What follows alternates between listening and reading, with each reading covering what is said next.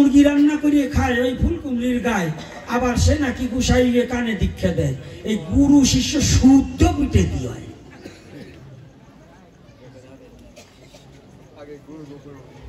কথাটা বুঝেন নাই? লুবি গুরু কামিক সেলা, দুই হারাম জদাই নরকে গেলা। তাই জন্য গুরু কেমন করতে হয়, গুরু করার পরে এই গুরু ভজনটাও বড় কঠিন। গুরু নির্দেশ প্রতিপালন না করলেও অপরাধ আছে। কেমন জানেন? গুরুকে অবজ্ঞা করলেও অপরাধ আছে। আবার গুরু ত্যাগ শাস্ত্র বিধানও আছে। গুরু ত্যাগ করাও যাবে, আবার গুরু যদি সৎগুরু একবার আশ্রয় হয় তাকে ত্যাগ করা যাবে কি করে? ছোট্ট একটু কথা ওখানে না মনে পড়ছে, বলবো কি না বলবো না? রায় পেয়ে গেছে, আর বলবো রায় পেয়ে গেছে। হ্যাঁ, তো উঠে যে আটা দিয়েছেন আপনার মন চলে গেছে।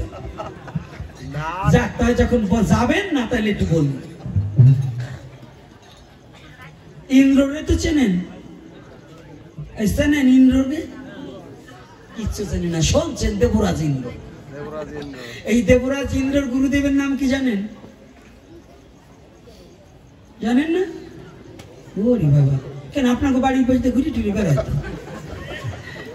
দেবরাজ ইন্দ্রের গুরুদেব হচ্ছে বৃহস্পতি, দেবগুরু বৃহস্পতি। তো ইন্দ্র মানে কি? ইন্দ্র কারো নাম নয়, স্বর্গে যে রাজত্ব করে তার নামে ইন্দ্র।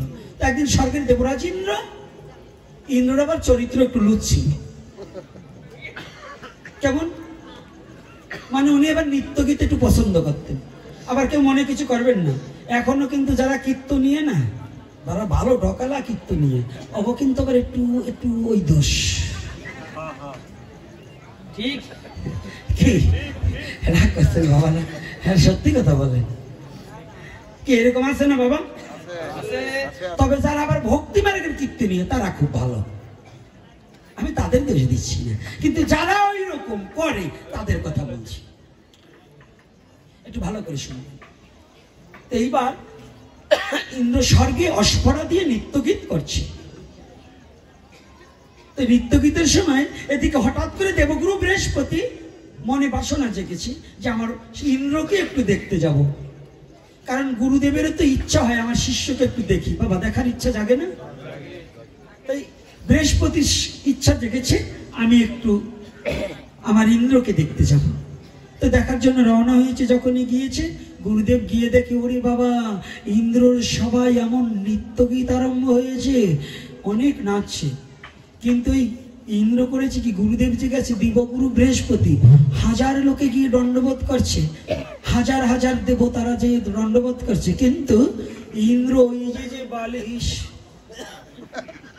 দিয়ে বসে আছে না, ওইভাবে বসেই আছে। ওর ওই নয়ন আর ঘুরছে না। ও মনে করছে গুরুদেব এসেছে, গুরুদেবকে একটু সম্মাননা পরে জানাই, নৃত্যটা একটু দেখে নেই। নৃত্যটাকে নাচ চলে গেলে তো নাচ পাবো না। ওই যে পেটুক ব্রাহ্মণদের মতো বাবা কি বলছে, শোন, শরীরান জন্ম জন্মানি পর অন্ন দুর্লভম। আরে শরীর গেলে শরীর পাবো, খাওয়া গেলে আর পাবো না, জম্বের খাওয়া খাইয়ে রাখতে হবে। ইন্দ্রের অবস্থা তাই। গুরুদেব আসছে, তার দেখাশোনা নাই। কিন্তু এই বাবা, ব্রাহ্মণ থাকলে রাগ হই না। আমি বাউনের কথা বলছি, ব্রাহ্মণরা খুব ভালো, ব্রাহ্মণরা খুব ভালো। কিন্তু আমার সাথে এরকম বাউন যদি তুই একটা পেয়েছে না, ওটারে টাইট করে দেব না। ব্রাহ্মণ খুব ভালো, আমি প্রণাম জানাই তাদের। কি রাগ করেন না কি? হ্যাঁ কি বাবা, আমি মিথ্যা বলছি নাকি? বাউন আর ব্রাহ্মণের পার্থক্য আছে না বাবা? আরে তোমরা বলো কে? ওই ডিরে জিজ্ঞাসা করছি, আমি কি সাইজ বুঝি না? ওটা ব্রাহ্মণই হয়েছে, নাহলে পিছনে শিখা রাখতো না। বাউনের পেছনে শিখে থাকে না, প্যান্ট পরে ঘুরিয়ে বেড়ায়, হোটেলে যাইয়ে কি খায় তা দিশে পায় না, পোড়া মুরগি খায়। হ্যাঁ, ওই যে বাউন, ব্রাহ্মণের ঘরে জন্ম হয়ে যেটা হোটেলে যাইয়া পুরা মুরগি খায়, ওটাকে মেলচ্ছ পায়। ওটা কোনো রাক্ষসের ব্রাহ্মণ, ওটা কোনো ব্রাহ্মণ নয়। রাগ হচ্ছেন নাকি? কি বাবা, কষ্ট পাচ্ছেন নাকি? আমি কিন্তু আর আপনার কিছু বলি নাই। যাইছি রাধে রাধে। আর রাগ হইলেও কি নয়, দুটো বকা দেবে, আমি তো শুনবো না, মনে মনে বলবো। যাই হোক, ইন্দ্র তো একেবারে চোখ ঘুরাইয়ে দেখতেছে। কিছু কিছু দেখবেন ওরা ভক্ত সঙ্গে যায় না, ওরা যদি টিভি ছাড়িয়ে দেয় ওখানে বসে চোখ বড় করে টিভির সামনে থাকে, আবার মন্দিরে বারিন্দা বসে তাস খেলে। কি খেলে না? এ দেশে বোধহয় নাই, কিন্তু ওরা সাধু সঙ্গে যাবে না, হরি কথা শ্রবণ করবে না। তো ইন্দ্রের অবস্থাটা তদ্রূপ। গুরুদেব আসছে, তাকে সম্মাননা না জানিয়ে ওই নৃত্য গীত দেখছে। গুরুদেবের খুব রাগ হয়েছে। ওরে কুলাঙ্গার, তুই রাজত্ব বিরাজ সিংহাসনে বসে, আমি তোর গুরুদেব, গুরু ভক্তি একেবারে নষ্ট হয়ে গেল। চুপ করে আছে। কিছু সময় পরে যখন নৃত্য শেষ হয়েছে, ইন্দ্র ছুটে আসছে। গুরুদেব বৃহস্পতি খুব ক্রোধান্বিত হয়ে বলছে, ইন্দ্র, এই মুহূর্তে তোকে আমি দিচ্ছি অভিশাপ। গুরুদেবকে অসম্মান করার জন্য তুই নরলোকে গিয়ে শুকর কুলে জন্মগ্রহণ কর। গুরুমুখ পদ্মবাক্য হৃদয়ে করিয়া ঐক্য আর না করিহ মনে আশা। গুরুদেবের বাক্য তো নিষ্ফল নয়, সাথে সাথে স্বর্গরাজ্য পরিত্যাগ করে শুয়োরে জন্মগ্রহণ করছে। অনেকদিন হয়ে গেছে, ওই কচু কচু খুঁচে খুঁচে খেতে খেতে ইন্দ্র তো ওই দেহ নিয়ে পড়ে রয়েছে। এদিকে সৃষ্টিকর্তার ভার তো ব্রহ্মার উপর নাকি? ব্রহ্মা ওই পথ দিয়ে যাচ্ছে,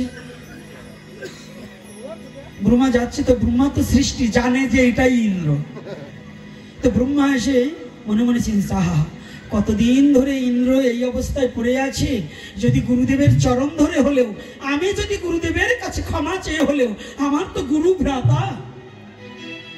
এই কথাটা ভালো কঠিন ভাবে ফলো করবেন। গুরু ভাই সাধারণ কোনো ভাই নয়। যদি প্রকৃত গুরু ভাই হয়, সে আর একটা গুরু ভাইকে মুক্তি দেওয়ার মতো যোগ্যতা তার আছে। আর আজকাল আমরা গুরু ভাই দলাদলি করি। আজকে একটু ভালো করে শুনুন, এই গ্রামে গুরু গুরু নিয়েও দল হয়, গুরু ভাই ভাই দল হয়, হয় না? এগুলো সবগুলোর গতি কি হবে আজকে ভাবুন। ব্রহ্মা নিজে বলছে ইন্দ্রকে, ওই ইন্দ্র শুকর রূপী ইন্দ্র বসে আছে। ব্রহ্মার খুব দয়া হলেন যে আমি গুরু ভাই হয়ে আমার আর এক ভাই শুকর জনিতে জন্মগ্রহণ করছে, ওকে মুক্তি দিতে হলে আমার যেতে হবে। আমার যদি গুরুদেবের কাছে চরণ ধরেও ক্ষমা চাইতে হয়, আমি তবু চাইবো, তবু নিয়ে যাব। কিন্তু বাবা, পশুকুলে জন্ম হলে পশুর স্বভাব তো গায়ে থাকে। তো ব্রহ্মা যাই বলছে, ও ইন্দ্র, উনি ওই 10-12টা ছেলে পেলে নিয়ে শুয়ে রয়েছে। বুঝলেন তো, শুয়োরের বাচ্চা ক্যাটকুলের তো একটা উপর দিয়ে একটা দুধ খাচ্ছে, একটা বরাহ নন্দন না বাচ্চা শুয়োর যায়নি। তাহলে ওটা এই বেলায় নয়, যদি ওই রকম কাজ কেউ করো তারে দেব ওই উপাধি। আর যদি ভালোভাবে চলো তাহলে ভালোই বলবা। তাহলে কি ওই ইন্দ্র শুকররূপী ইন্দ্র যখন শুয়ে রয়েছে, বাচ্চাটা এদিক দিয়ে দৌড় মারছে, ওদিক দিয়ে দৌড় মারছে। ব্রহ্মার খুব কষ্ট হচ্ছে, কারণ বিষ্ঠার মধ্যে শুয়ে রয়েছে। ব্রহ্মা তো লজ্জা ঘৃণা ফেলে দিয়ে যাই একটু ধাক্কা দিয়েছে, হয় ইন্দ্র, ইন্দ্র ও তো একেবারে মানে খেপে উঠিছে, সামনে তো দাঁত নিয়ে ব্রহ্মারে তারা মারছে। বোঝেন তো, ভালো কথা বলবার গেলে আজকাল ভালো কথা বললে কেউ শুনতে চায় না। আজকাল দেখুন আমাদের সমাজে ভালো কথা বলবেন তার কোনো মূল্য নাই। চোর বাটপরের শেষরের বদমাশের চরিত্রহীনার যত আদর আছে, প্রকৃত বৈষ্ণবের তত আদর নাই। সৎ মানুষের কদর নাই। গ্রামে দেখবেন ওই বাটপার যেগুলো, তারে ডাইকে সালিশি করাবেন। যারা সৎ কথা বলে তারে আর কেউ ডাকতে চায় না। রাগ করছেন নাকি আমার কথা? এরকম হচ্ছে কি না? তদ্রূপ যখনই ওই তারা মারছে, দাঁত বের করে দিয়ে ব্রহ্মার বড় দয়া হয়েছে। ব্রহ্মা মস্তকে হাত দিয়ে বলছে, তোর দিব্য জ্ঞান হোক। যখন দিব্য জ্ঞান হয়েছে, এইবার শুকর রূপী ইন্দ্র গড়াগড়ি যাচ্ছে, দাদা, হে ব্রহ্মাদেব, আমাকে একটিবার এই যন্ত্রণা থেকে মুক্তি দাও। আমি আর কতকাল এই যন্ত্রণা ভোগ করবো? আমাকে এই নরক যন্ত্রণা থেকে মুক্তি দাও। কোথায় স্বর্গ কোথায় নরক কে বলে তা বহুদূর। এই মানুষের মাঝে স্বর্গ নরক, মানুষত সুর আর অসুর। ব্রহ্মা ধরে নিয়ে গেলেন, চল ব্রহ্মা যখন নিয়ে গেছে, গুরু বৃহস্পতি বসে আছে, বৃহস্পতির চরণে গিয়ে ওই শুকরটাকে নিয়ে এসে, একে ব্রহ্মা কাকে নিয়ে এসে? কেন গুরুদেব আপনার মনে নেই? আপনি যে কাজ করেছেন সেটাকেই ধরে নিয়ে এসেছি। কেন? গুরুদেব ও তো আমার ভাই, আপনি কৃপা করে ওকে ক্ষমা না করলে চলে না। আমি আপনার চরণে প্রান্তে পড়েছি, আপনি আমার গুরু ভ্রাতা ইন্দ্রকে একটু মুক্তি দিয়ে দেন, আপনার চরণে টেনে নিন। অনেক অনুনয় বিনয় করার পরে বৃহস্পতির খুব দয়া হলেন, খুব দয়া হলেন। এইবার বলছে আয়। বৃহস্পতির বাম পদ যখন ওই শুকর রূপী ইন্দ্রর মস্তকে তুলে দিলেন, শুকর দেহটা ত্যাগ করে আবার দিব্য দেহ ধারণ করে স্বর্গের রাজ্য ফিরে গেলেন।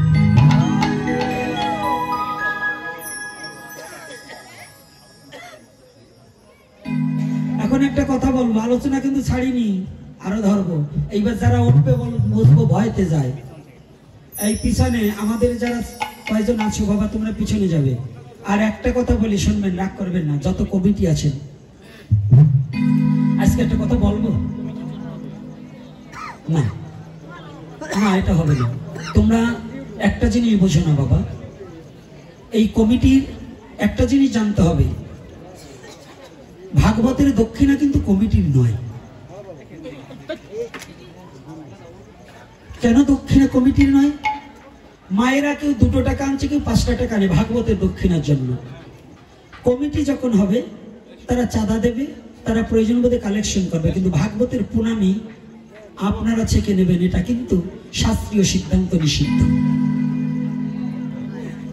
আমার কথা কিন্তু রাগ করবেন না।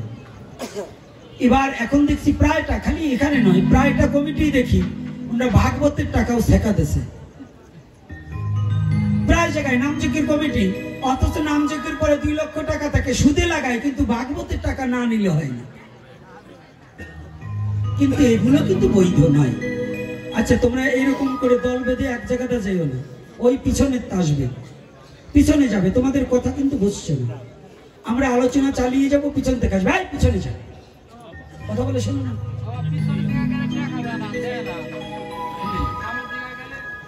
আর কমিটিকে যারা একটু অনুদান দিবেন হাত শক্ত করার জন্য, অফিস আছে, অফিসে কিছু দিয়ে দেবেন, অনুদান দিতে হবে। আপনাদের দানের হাত না বাড়ালে আগামীতে ভবিষ্যতে যে এই যুব সমাজে আপনাদের হরিকথা আস্বাদন করাবে, কি দিয়ে করাবে? আপনাদের অনুদানের হাত বাড়িয়ে দিতে হবে। অনেকে আছেন সে 2000 টাকা দিতে পারেন, সে 100 টাকা দেন না। বাবা অনুরোধ করছি, আপনার একটু দানের হাত বাড়িয়ে দেবেন। দানের হাত বাড়িয়ে না দিলে কখনোই অনুষ্ঠান করা সম্ভব হয় না। এদের পক্ষে, আমাদের পক্ষে, কারোরই পক্ষে সম্ভব হয় না। সবাই একটু দানের হাত বাড়িয়ে দেবেন। জয় নিতাই। আজকে সকলে কৃপা করে একটু ধৈর্য সহকারে বসতে হবে, লাভ দিয়ে দাঁড়িয়ে যাওয়া যাবে না। আমরা একটু আস্বাদন করি। আজকে তাহলে আমরা কি বুঝলাম? সদ্গুরু না হলে এবং গুরু অবজ্ঞা করলে কতটুকু আমাদের পস্তাতে হবে। তাহলে আমরা আশ্রিত হব। এই আশ্রিতটা হব হচ্ছে একজন সদ্গুরুর চরণ। এই সদ্গুরুর চরণ ছাড়া আমাদের আশ্রয়ের কোনো জায়গা নেই। তাহলে আশ্রয় লইয়া ভজে তাহে কৃষ্ণ নাহি তাজে, আর সব মরে অকারণ। তাহলে এই আশ্রয়টা যেন আমাদের এবং একটা নিরাপদ জায়গা হয়। যেমন ঝড় বৃষ্টি আসলে পরে নিরাপদ স্থান তালাশ করে, তদ্রূপ মানব জীবনের ভারটা একজন সৎ গুরুর চরণে নিবেদন করতে হয়। আমি দীর্ঘায়ু করব না, ধীরে ধীরে যাচ্ছে। আপনারা সকলে প্রণামী দেবেন আর আনন্দ কীর্তন একটু করবে। এই আনন্দ কীর্তনের পরে প্রসাদের ব্যবস্থা আছে নাকি বাবা? হ্যাঁ, প্রসাদের ব্যবস্থা আছে। ওরে বাবা, তাই তো অনেক ধন্যবাদ দিচ্ছি। তবে আমার একটা প্রার্থনা, যাদের অনুপ্রেরণায়, যাদের অক্লান্ত পরিশ্রমে, যাদের অক্লান্ত পরিশ্রমে, যাদের অনুপ্রেরণায় আজ 3 দিন দিবস, এই 3 দিবস ভাগবতীয় কথা হলো। তাদের কথা একটু আমার বলা কিন্তু ভালো।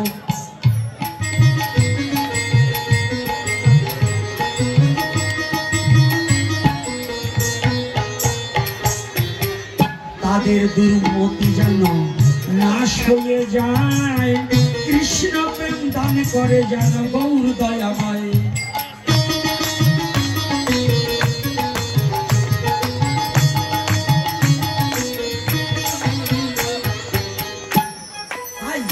তাদের জন্য আশীর্বাদ করবেন, তাদের যেন শরীর সুস্থ লইয়া ভাজে তাহে কৃষ্ণ নাহি তাজে, আর সব মরে অকারণ, কোনো কারণ নেই। একজন মারা গেছে কিভাবে? গলায় রশি নিয়ে। আর একজন মারা গেছে কি করে? গাড়িতে অ্যাক্সিডেন্ট করে। আর একজন মারা গেছে কি করে? বিষ খেয়ে। আর একজন মারা গেছে কি করে? ক্যান্সার হয়ে। আর একজন মারা গেছে কি করে? জলে ডুবে। এইগুলো তো কারণ আছে একটা, না? আর যারা আশ্রয় নাই ভজন করেনি, ওটা অকারণে মরল, ওর কোনো কারণ নাই, ওর কোনো কৈফতাদি মানে জম যাতনা এত ভাবে পাবে যে জমের যাতনা এড়াবার কোনো কায়দা। তাহলে আশ্রয় কি? আশ্রয় বহু প্রকার। কত প্রকার? কি কি আশ্রয়? নাম আশ্রয়, নাম আশ্রয়, ভাব আশ্রয়, রস আশ্রয়, প্রেম আশ্রয়, আর গুরু গোবিন্দের চরণ আশ্রয়। এই চরণাশ্রয়টা পরে বললাম কেন? একটু উল্টাইয়ে বলতে হবে। কেন? সাধকের উদ্ধগতি। সাধকের গতিটা কি? উদ্ধগতি। যারা ষটচক্র ভেদ সম্বন্ধে, আজকে এখানে তো এত শিক্ষিত সমাজ আছে, ভদ্রলোক অনেক আছে, আমার মায়েরা বাবারা সবাই জ্ঞানীজন। গীতা অধ্যয়ন করি, গীতা পড়েছি, কিন্তু গীতাকে হৃদয়ে ধারণ করিনি। সনাতন ধর্মের মধ্যে শ্রীমদ্ ভগবদ গীতায় যাহা কিছু উল্লেখিত আছে, শ্রীমদ্ ভগবদ গীতার মধ্যে যাহা কিছু তত্ত্ব আছে, সমস্ত সনাতন ধর্ম আপনাকে যাহা দিয়েছে পৃথিবীর কেউ আপনাকে তাহা দিতে পারবে না। এটা বললেও রাজনীতির খাতায় পড়ে যাবে না? ওই কিছু দমুখে সাপ আছে না, দোতল বান্দা মন, ওরা রাস্তা দিয়ে আটা দিলে মন্দির এক পাশে এক পাশে মসজিদ, ভাবে মসজিদেই ঢুকবো না মন্দিরে ঢুকবো। ওরা সুবিধাবাদী, ওরা গুতর বয়তে মসজিদেও ঢুকতে পারে, আবার যে সময় প্রসাদের লোক দেখে ভালো সেই সময় মন্দিরে যেই প্রণাম করে। ওটাও মনে হয়। আজকে শুনুন, এই শ্রীমদ্ ভগবদ গীতার মধ্যে ষটচক্র ভেদকে যেভাবে পঙ্খানুপঙ্খানুভাবে আলোচনা করে দিয়েছে গীতা সুরধনী দেবী, সুরধনী প্রণীত গীতায় দেখবেন ওখানে ষটচক্র ভেদ এবং গীতা পরমাত্মাকে, জীবাত্মাকে, অন্ধ ধৃতরাষ্ট্রকে, সঞ্জয়কে এবং পঞ্চপাণ্ডব কারা এবং ওই শত ভাই দুর্যোধনের বংশধর কারা। এখন ইদানিং তো গীতা একখানা পেয়েছি আমরা, এক এক গ্রুপ, এই সনাতন ধর্মে গ্রুপিং হয়ে জগদীশের গীতা পড়া যাবে না, ইস্কনের গীতা পড়া যাবে না, অমুকের গীতা পড়া যাবে না, ইস্কন বলে জগদীশের ভুল, জগদীশের গীতা যারা পড়ে তারা বলে ইস্কনের ভুল, মানে ওনারাই সব ঠিক। গীতার কোনো ভুল নেই। টিকাকারের মধ্যে যে যতটুকু সাধনা করেছে তার ততটুকু লিপিবদ্ধ হয়েছে টিকাকার। যদি কোনো ইস্কনালা বলে যে জগদীশ চন্দ্রের গীতায় ভুল আছে, তাহলে বলবো এই গীতা যথাযথ ভুল আছে। কেন?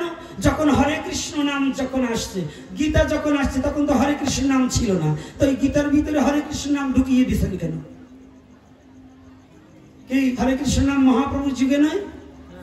তাহলে টিকাকারের মধ্যে যে যতটুকু, এখান থেকে ট্যাকেরহাট স্টানে যে গিয়েছে, ওই স্টানে কয়টা দোকান আছে এটা সম্বন্ধে তার ধারণা আছে, কিন্তু আবাসিকের মধ্যে কিংবা মার্কেটে যে না ঢুকছে, শাহাবুদ্দিন কমপ্লেক্সে যে না ঢুকছে, কোন জায়গা কোন দোকান আছে সে তো জানে না।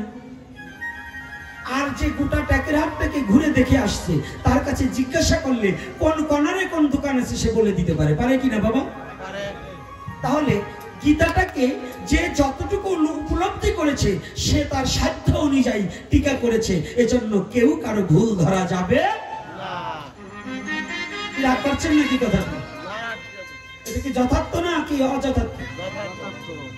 তাহলে শ্রীমদ্ ভগবদ গীতায় আপনাকে জানার জন্য, আপনাকে চেনার জন্য, আপনাকে বোঝার জন্য কত চমৎকার শ্লোক দিয়েছে আর কত বড় চমৎকার কথা বলেছে। কি বলেছে? অর্জুন জিজ্ঞাসা করলেন, ক্ষেত্র ক্ষেত্রজ্ঞ বিভাগ যোগে একটা কথা যদি মিথ্যা প্রমাণ করতে পারে, আমি কথা দিচ্ছি আমার জিহ্বা কেটে দিবে। এ কথাকে বুঝতে হবে। না বুঝে সারা জীবন তো সুজি রান্না করে খেয়ে আসছি, কলই ভাজা খেতে হলে সত্য দাঁতের প্রয়োজন। সনাতন ধর্মটাকে শেষ করছে এই মায়াবাদী কিছু সাধুরা। এই মায়াবাদী সাধুরা পরের বাড়ি যায়, গুরুগিরি করে, কানে দেয় ফিস ফিস, মাস গেলেই চান্দা দিস, চাল দিলে জম্বির খাওয়া খাবে আর ছেলে মেয়ে বিয়ে দেবে, কিন্তু সমাজ এবং জাতির কোনো উন্নতির কল্পে কোনো কাজ করে না। এই মায়াবাদীরা শেষ করছে। এই মায়াবাদিত্ব পরিত্যাগ করে সঠিক সনাতন তত্ত্বটা কি এটাকে উপলব্ধি যদি করতে পারতো, তাহলে এই মানুষ চৈতন্য জ্ঞান উপলব্ধি করে নিজেকে জেনে ঈশ্বরকে জানার জন্য বাসনা জাগিত। আমি কে তাই তো চিনি না। গতকাল যে কথাটা বলেছিলাম, নো দাই সেলফ, সেটা কোথায় বলেছে? গীতায় বলেছে। ওই যে দার্শনিক নো দাই সেলফ, নিজেকে চেনো, নিজেকে জানো, ও কোথায় পেয়েছে? ওনার বাবার জন্মের আগে এ কথা শ্রীমদ ভগবত গীতায় দিয়ে দিয়েছে। আমি দর্শন দিয়ে দেখিয়ে দেবো। একটা কথা মিথ্যা যদি বলে থাকি, যে দার্শনিক বলছে যে নো দাই সেলফ, উনি অনেক পরে জেনেছে, কিন্তু তার অনেক আগে পৃথিবীতে সনাতন ধর্মে শ্রীমদ ভগবত গীতার মধ্যে ওই তত্ত্বটাকে দিয়ে দিয়েছে। এই সনাতনী জাতি বব্বর, নিজের কাছে ধন থাকতে গাধার ন্যায়, গাধা যেমন নিজের পিঠে চিনি থাকতে সারা জীবন বয়ে গেল, আস্বাদন করতে পারলো না। সনাতনী জাতি, সনাতন ধর্মে শ্রীমদ ভগবত গীতার মধ্যে কি আছে, এই জাতি এখনো বুঝে নিতে পারলো না।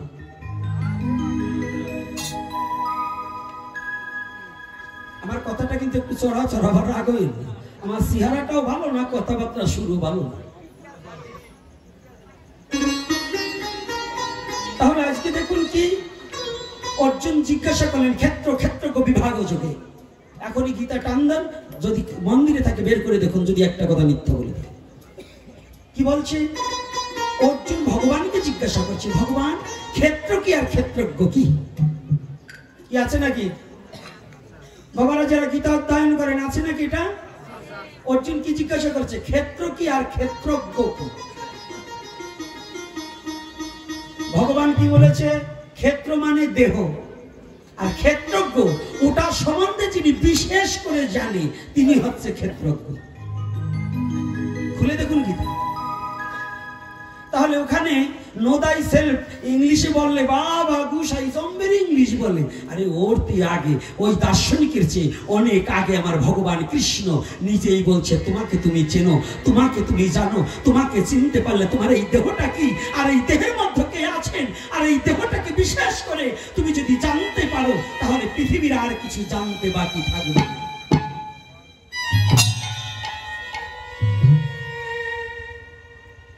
পৃথিবীর কিছু জানতে বাকি থাকবে, এটা শ্রীমদ ভগবত গীতায় বলেছে। কিন্তু আমরা কি করছি? গীতাটাকে শুধু উল্টাচ্ছি, আর আক্ষরিক বিদ্যা আছে শুধু পড়ছি, শ্লোকগুলোকে খুব প্রথম অধ্যায় বিষাদ যোগ, ধৃতরাষ্ট্র উবাচু ধর্মক্ষেত্র কুরুক্ষেত্র সমবেতা যুযুৎসব মামকা পাণ্ডবচ্চৈব কিম প্রবর্ত সঞ্জয়। এই তো বললাম, কিন্তু এখন কি হচ্ছে? ওইটার বাংলা। ধৃতরাষ্ট্র সঞ্জয়ের কাছে জিজ্ঞাসা করিলেন, কি করিলেন? ধর্মক্ষেত্র কুরুক্ষেত্রে আমার পুত্রগণ, পাণ্ডুর পুত্রগণ সমবেত মানে সামনাসামনি হয়ে কি কর্ম করিল, তাহা আমার নিকটে খুলিয়া বলো। এই পর্যন্ত সবাই। তাহলে পড়লেন কি, বুঝালেন কি? আমরা এখন সমস্যা হচ্ছে একটা, কি বললাম নিজেই বুঝলাম না, আর বুঝলো না শুনলো যারা। গীতা আধ্যাত্মিক ইশারা, গীতা কোনো সাধারণ বিষয়বস্তু নয়। তাহলে সর্বপ্রথম যে আলোচনাটা আমি বহুবার করেছি, আজকেও আমার এই সন্ধ্যার মাঠে এই আলোচনাটা করতে হবে, কারণ না করে আমি পারছি না। বহুবার, কয়বারও করেছি, এ পিছনে আছে, তারপরে বলছি।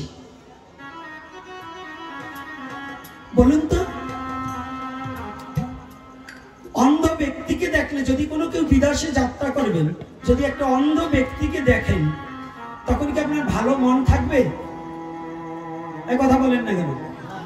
ঘর থেকে বেরোনোর সাথে সাথে একেবারে সর্বপ্রথম দরজায় যদি খাড়ায় একটা অন্ধ এসে আপনি বিদেশে গমন করতেছেন, বলবেন আজকে যাত্রাটা বেশি ভালো না, কি এটা বলে কিনা? আচ্ছা, আপনাদের কাছে প্রশ্ন, সনাতনী জাতি এটা বললেন, এই কুসংস্কার নিয়ে ঘুমাইয়েছেন এতকাল, আজকে গীতা দিয়ে আপনাকে উল্টিয়ে দেবো সেটা কেন? শ্রীমদ্ ভগবত গীতা হচ্ছে সনাতনী জাতির প্রাণ। সেই গীতায় সর্বপ্রথম অন্ধ দিয়ে শুরু। কি দিয়ে শুরু? ধৃতরাষ্ট্র অন্ধ না চোকালা? তাই যদি অন্ধ হয় তাহলে এই গ্রন্থ পড়া যায়? বাবা, এই যুক্তিতে আসলে এই গ্রন্থ তো পড়া যায় না। কারণ একজন অন্ধ মানুষকে দেখে যদি যাত্রা আমার অশুভ হয়, এত পবিত্র গ্রন্থ শ্রীমদ্ ভগবত গীতা, যাকে পৃথিবীর কোনো শক্তি নেই, পৃথিবীর আমার কোনো অশুভ শক্তি নেই, সেই শ্রীমদ্ ভগবত গীতাকে অপবিত্র করার মতো যোগ্যতা আছে। সেই গীতার প্রথম ভাষ্যটাই হচ্ছে অন্ধ ব্যক্তি দিয়ে শুরু। এর কারণ কি? কোনদিন কোন গুরুদেবের কাছে, কোনদিন কোন পড়ে পড়ে এইটাকে কি হৃদয়ে একদিন প্রশ্ন করেছেন যে আমাদের এই মূল্যবান গ্রন্থটাকে, আমাদের এই মূল্যবান ভগবানের ভেলা স্বরূপে শ্রীমদ্ ভগবত গীতায় অন্ধ দিয়ে শুরু কেন? হ্যাঁ যুব সমাজ, আজকে যুব সমাজ নেশাগ্রস্ত। দু প্রকারের নেশা, একটা গেম চেরে নেশা, আর একটা হচ্ছে লিকুইড নেশা, কিংবা আজকাল তো গার্জিয়ান খোর। গার্জিয়ান খোর মানে আমার সংসারের গার্জিয়ান আমার বাবা, ওরা আজকাল বাবা খোর হয়ে গেছে। এমন কোন গ্রাম না ইয়াবা না খায়, আছে কিনা বাবা বলবেন? হ্যাঁ, সত্যি কথা বলবেন। মদ আছে। এই যে কয়দিন পরে আবার আপনাদের কদমবাড়ি মরার জন্য কয়েকটা, গত বছরে দুটো মরছে। দোলের নামে একবারে ফাজলামি, ওখানে কোনো হরি কথা নাই, কিছু নাই, বক্স সাইডে দিয়ে ওরে ডিস্কো ড্যান্স নেই। ছেলে মেয়ে তার কাপড় আপর কিচ্ছু ঠিক থাকবে না, ওরা ড্যান্স দেবে, উল্টা পাল্টা ড্যান্স দেবে দোলের নামে। অবৈধ কর্ম কার্যকলাপ এই যে কয়েকদিন পরেই হবে, এটা অধর্ম, এটা কোনো ধর্মের মধ্যে পড়ে না। আর ওই অধর্মে অংশগ্রহণ করলে তুমি অপমৃত্যু হলে এর জন্য কোনো ধর্ম দায়ী নয়। কি ধর্ম দায়ী হবে না? আর কয়দিন পরে এই যে এগুলো বাইক ঠিক করতেছে, বক্স ঠিক করতেছে, একজন কয় বন্ধু এবার যা হুলি খেলবো। একেবারে হুলি খেলবার গিয়ে তোমার জীবন খেলাই শেষ হয়ে যাবে। কারণ যেখানে ধর্ম থাকে না, অধর্ম বাস, সেখানে ঘটবে সর্বনাশ। এজন্য সাবধান।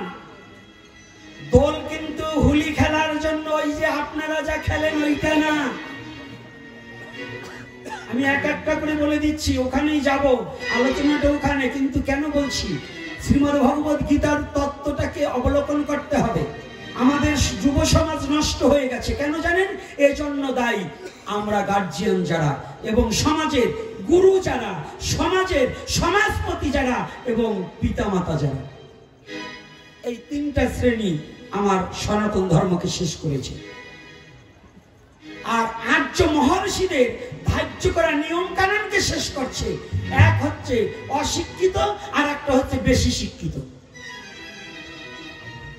অতিরিক্ত শিক্ষিত যারা সনাতনী আইন মানতে চায় না, তারা বিবাহতে যেগুলো মাংস দান করে, পিতৃমাতৃ শ্রাদ্ধে যারা মৎস্য দান করে, এরা সবগুলো আমি বলে দিয়ে যাচ্ছি অনাচার কর্মে লিপ্ত থাকা হলো। এগুলো অবৈধ। কি বলতে দোষ নাই তো? বলবো না বলবো না? কি আপনারা শুনবেন না শুনবেন না? মায়েরা কথা বলে না, মানে বাগে খাওয়া যদি লস হয়ে যায়, টাকাতে কিনে আইনি, মানে গোপীনাথে টাকা দিয়ে আইনি, আমাকে খাওয়া বন্ধ করবে। কি মা, মা মাথাটা একটু ডাকো, এত গরম পড়ে না, শীত আছে, একটু শোনো। কারণ সনাতনী আচরণগুলো কত পরিশুদ্ধ, সনাতনী নিয়মটা কত পরিশুদ্ধ। আপনার আমার কারণে এই সনাতন ধর্মটাকে নোংরামির পথে ঠেলে নিচ্ছে, যাচ্ছে এতে নোংরামির পথে নিয়ে আপনার আমার সমাজের ক্ষতি হচ্ছে। ধর্মের কিছুই হবে না, ধর্ম ধর্মের জায়গায় টিকে থাকবে, কিন্তু ক্ষতি হচ্ছে কার? আপনার আমার আর আমার সমাজের, নাকি বাবা? ক্ষতি হচ্ছে কিনা? তাহলে আজকে এই শ্রীমদ্ ভগবত গীতা উপরে কিন্তু আসক্তি করতে পারছি না। ওরা আসক্তি হয়ে যাচ্ছে মোবাইলে এবং নেশাতে। আজকে শুনলাম আইপিএল নাকি একটা খেলা আছে, এটা খেলে এর আগে 18 লক্ষ টাকা দিয়েছে, এইবার শুনলাম তারপরে শ্বশুরের টাকা মিটিয়ে শ্বশুরের নামে বাড়ি লিখে নিছে। এইবার আবারও দিনা হয়েছে যে এখন বেচবে কি, এখন ওইরকম বাড়ি 3 খান বেচলে আর হবে না, এখন শ্বশুরের শুদ্ধ বেচা লাগবে। এইরকম জামাইয়ের কাছে মাইয়ে বিয়ে দিলে, এই জন্য মাইয়ে বিয়ে দেবেন। আর এই যে যুবতী মায়েরা, ছেলে পাইলেই সম্পর্ক করে যেও না, একটু ভাইবে চিনতে যাইও যে তোমাকে খেতে দিতে পারবে কিনা। ঠিক কোমলমতি মেয়ে ওই যে 2 দিন পরে করলে হ্যালো হ্যালো, ওই 2 দিন পরে সদরুদ্দিন সাহেবের সাথে চলিয়ে গেল। এই বন্ধ করো, এইটা বন্ধ না করলে জীবনে কোনোদিন তুমি মনুষ্যত্ব জায়গায় পৌঁছাতে পারবে না। যারা ধর্মান্তরিত হয়, যারা নিজ ধর্ম পরিত্যাগ করে অন্য ধর্ম গ্রহণ করে, তারা পতিতার চেয়ে অনিকৃষ্ট জানিবেন ইচ্ছা। এটা জেনে রাখবে। এজন্য সনাতনী জাতিকে হুঁশিয়ার করার জন্য। তাই এটা থেকে ফিরতে হলে কি প্রয়োজন? রোগ যখন হয়েছে ডাক্তারে দেখাতে হবে, আর ডাক্তার যদি দেখাই তাহলে ঔষধ দিতে হবে। একমাত্র এই রোগের ঔষধ একজন সদ্গুরুর চরণে আশ্রিত হওয়া, এটা হচ্ছে ডাক্তার। আর ঔষধ হচ্ছে গীতামৃত রস আস্বাদন করা। ওই গীতারূপ ঔষধকে যদি আপনার সন্তানকে অকপটে আস্বাদন করাতে পারেন, ওই দুর্চরিত্র থেকে সচ্চরিত্রে আসবে, এটা আমার দৃঢ় বিশ্বাস আছে। বিশ্বাস আছে তো? কাদের বিশ্বাস আছে হাত তুলুন তো। গীতায় কাদের বিশ্বাস আছে? জয় নিতাই গৌর হরি। ঠেলায় পড়ে এলো হাত তুলবেন, আমি জানি। কি তোমাকে গীতায় বিশ্বাস নাই? হাত তুললাম না কে? গেছেন নাকি হাতে শক্তি? হ্যাঁ, ল্যাপের তলে বসে দিয়ে এরকম চাপতি পারো, তো এখন ভগবানের নামে হাত তুলো না।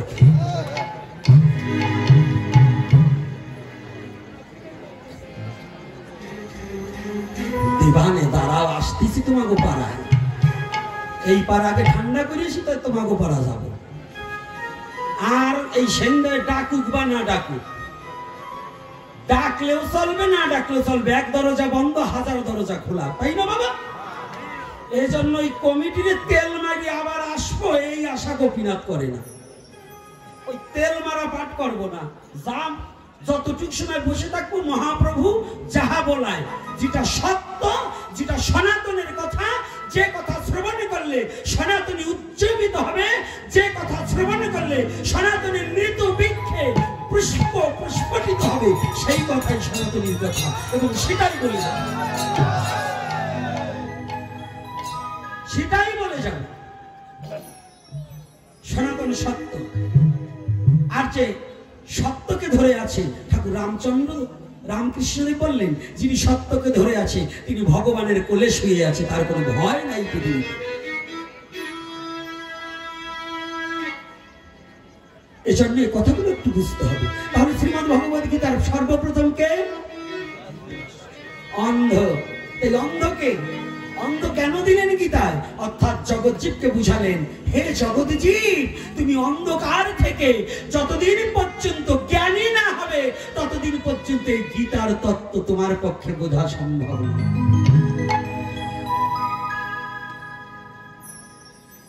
চোখ বুঝলে কি সব অন্ধকার না? তাহলে ধৃতরাষ্ট্রকে মন, মন কিন্তু জন্ম অন্ধ। এখানে বসে আছেন, মন ঢাকা দিল্লি লহর চলে গেছে, গেছে কিনা বাবা? আছে কি না বাবা? মন কোথায় চলে গিয়েছে? দিল্লি লহর চলে যায় না? আপনার দেহটা এখানে পড়ে আছে। ও কি ওই দিল্লি কি আছে দেখতে পায়? তাহলে অন্ধকে মন, এজন্য মনের কথায় চলা যাবে না যদি বিবেকবান না হয়। এজন্য একটা অনেকদিন আগে একটা গান শুনেছিলাম, কি জানো গানটা রে বাবা? তোরা একটু গা, আমি তো না পারিনি। ও পাগল মন মন রে মন কেন এত কথা বলে, পাগল মন মন রে মন কেন এত কথা বলে, ও পাগল মন মন রে মন কেন এত কথা বলে, পাগল মন মন রে মন কেন এত কথা বলে। আমি চাই আমার মনকে বুঝাতে, মন আমার চাই রঙে ঘুরা দাঁড়াইতে,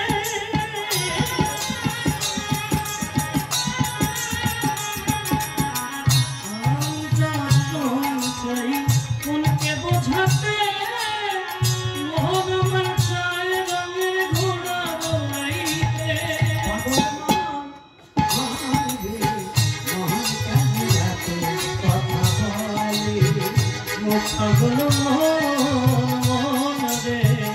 মন কেন এত কথা বলে। আমি চাই আমার মনকে বুঝাতে, মন আমার চায় ঘোরা দাওড়াতে। তাহলে এই মনকে স্থির। অর্জুন জিজ্ঞাসা করলেন, কৃষ্ণ হে জনার্দনে সর্বকারণের কারণ, আমার এই মন বাতাসের চেয়েও দ্রুতগামী বেশি। কি গীতায় বলছে কিনা?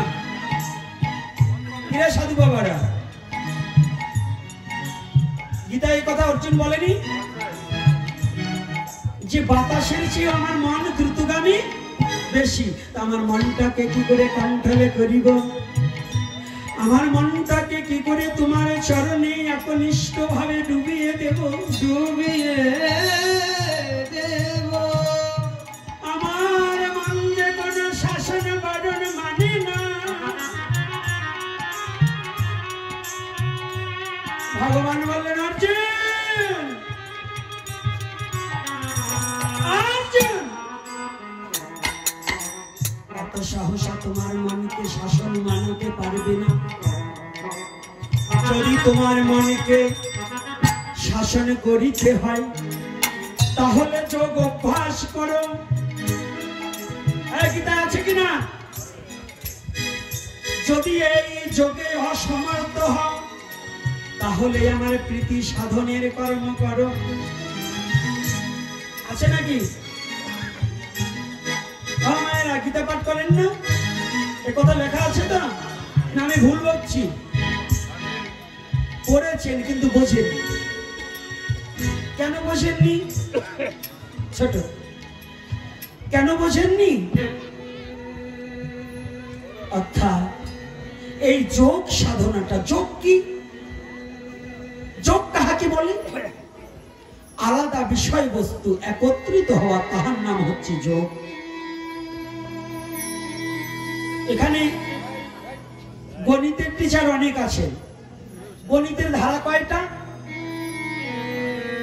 এই ধারা কয়টা? তোমরা তো পড়াশোনা করেছো, কয়টা? হ্যাঁ বলে না, একটা পড়নি? আমার মতো মূর্খ? আমার মতো মূর্খ তো নয়। বীজগণিতের পাটিগণিত। আরে না না না, এইখানে আমরা চার ভাবে জানি। কি? যোগ, বিয়োগ, গুণ, ভাগ। মিথ্যা কথা দুটো। এই সারা জীবন চারটে ভাবছেন না, কিন্তু মোটে হচ্ছে দুটো। কি কি? যোগ আর বিয়োগ। যোগের সংখ্যা যখন বেড়ে যায় তাহাকে গুণ বলা হয়, আর বিয়োগের সংখ্যা যখন বেড়ে যায় তাহাকে ভাগ বলা হয়, নাকি? তাহলে আলাদা বিষয়বস্তু একত্রিত হওয়া তাহাকে কি বলে? যোগ। দুটো কাঠি আলাদা ছিল, একত্রিত হওয়া তাহাকে কি বলে? যোগ বলে তো? না বিয়োগ? যোগটা ভালো করে বুঝবেন, যোগটা। তাহলে যোগে কি হয়? বাড়ে না কমে? যোগে বাড়ে। আমার সনাতন বললেন যোগে জাগে, আমার সনাতনের গীতায় বললেন যোগে জাগে। এই সাউন্ড কমা, সাধুকে সাউন্ড তো বাড়িতে যা। যোগে কি হয়? একটা ইটের উপরে আর একটা ইট যোগ করলে নিচু হয় না উঁচু হয়? তাহলে জাগে না নিচু হয়? তাহলে অর্জুনকে বললেন ভগবান কৃষ্ণ তুমি যোগ করো। কি যোগ করবে? বলছে তুমি যুক্ত হয়ে যাও কোথায়? যেমন তৈল পাত্র হইতে অন্য পাত্রে তৈল ঢালিতে সময়, ওই তৈলকে যেমন কোনো সেবন করা যায় না। সেবন করা যায়? ঢালবে যত সময় তৈল ধারার মতো একত্র চিত্তে পড়ছে না, ততক্ষণ তুমি যুক্ত থাকো, যোগে যুক্ত থাকো। কাহাতে? তুমি যে জীব, তুমি পরমকে অনুসন্ধান করার জন্য ভগবানকে সদা সর্বক্ষণ স্মরণে থাকো।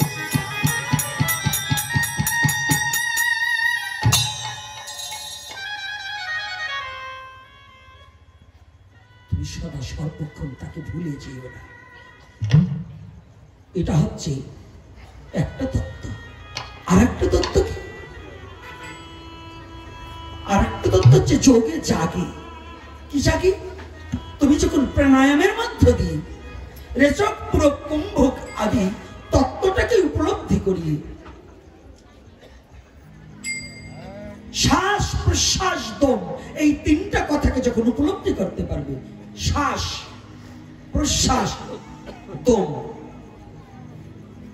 এই তিনটা তত্ত্বকে যদি উপলব্ধি করা যায়, এই তিনটাকে যদি একটু জানা বোঝা যায়, এই তিনটার উপর যদি একটু গবেষণা করা যায়, তাহলে জাগবে। কি জাগবে?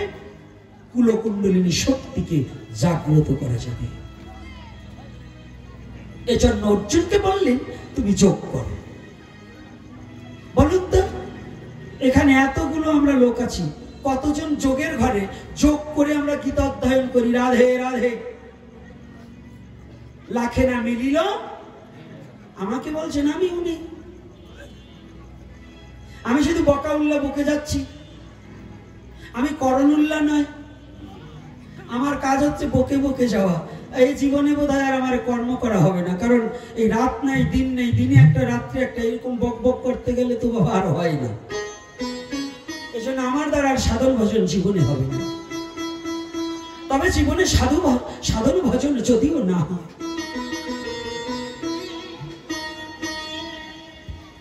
তাহলে একটা ভরসা আছে, এই জীবনে আমি কোনো সাধন ভজন করতে পারিনি। আমার দ্বারা জীবনে কোনো গোবিন্দ ভজন হয়নি, শুধু মুখে বলে গেলাম, কিন্তু এ জীবনে কোনোদিন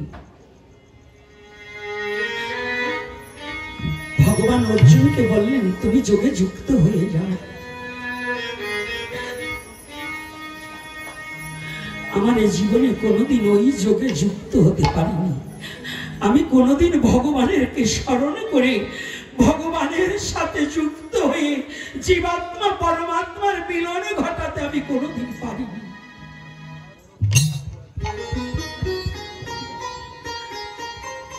জানো, এটা আমার ব্যর্থতা, তবে আমার একটা ভরসায় আছে, আমি ভগবানের চরণ চাই না।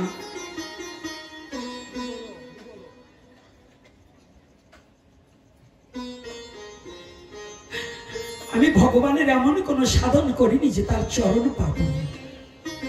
আমি জীবনে এমন কোন কর্ম করিনি আমি ভগবানকে দেখতে পাবো।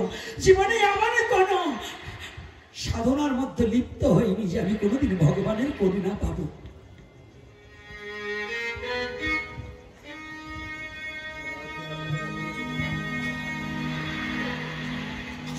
তবে আমার একটা ভরসা আছে,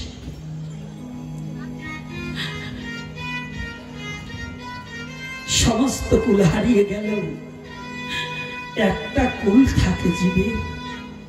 হে জগৎ জীব, যদি তোমার সমস্ত কুল হারিয়েও যায়, জগতের সমস্ত কুলকে যদি হারিয়ে ফেলো তবে একটা কুল আছে। পিছনে থেকে পদকর্তা পদ যোজন করে বললি, ওরে কোন কুলে ওরে ঠাই নাই রে যা,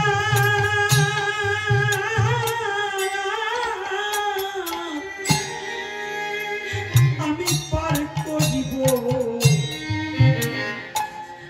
ওরে পার করিব তারে,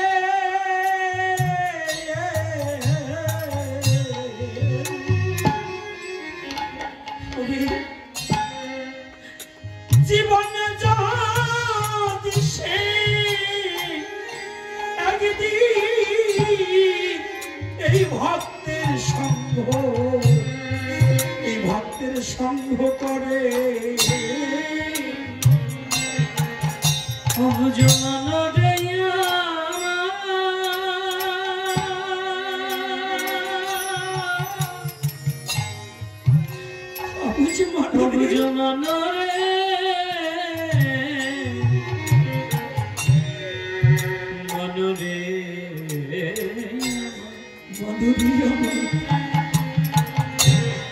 আর কোন কুলে ঠাই নাই রে যা, ঠাই নাই রে যা,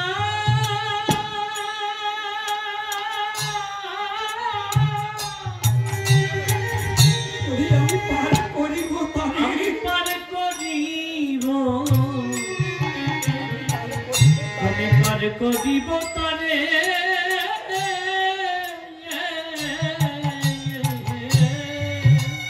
জীবনে যদি সে একদিন ওরে এই জীবনে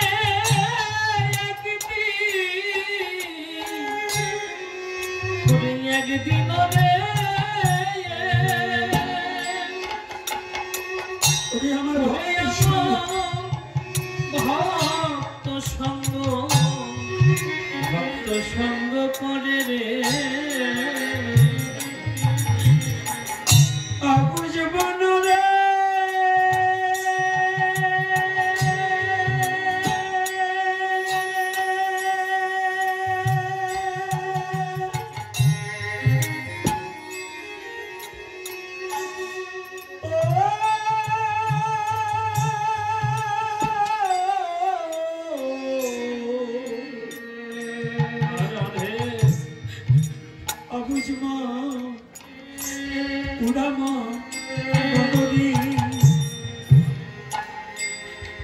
এ জগতে কোন কুলি ওরে ঠাই নাই রে যা,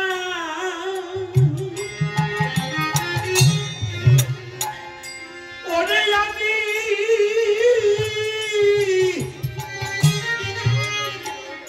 ওরে পার করিব, ওরে পার করিব তারে,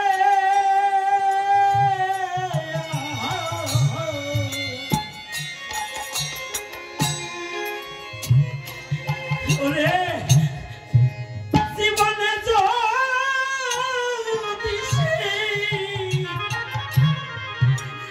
যদি সে একদিন রে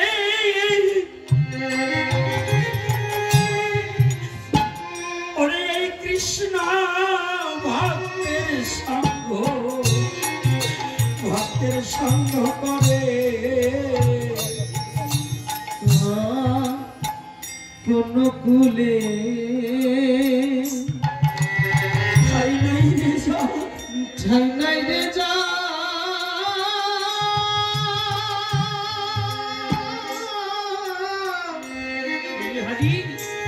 আমি পার করিব তারে, আমি পার করিব, আমি পার করিব তারে, জীবনে যদি সে একদিন জীবনে সে যদি একদিন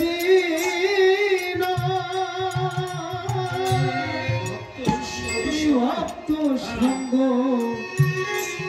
কৃষ্ণ সঙ্গ করে অবুঝ মন রে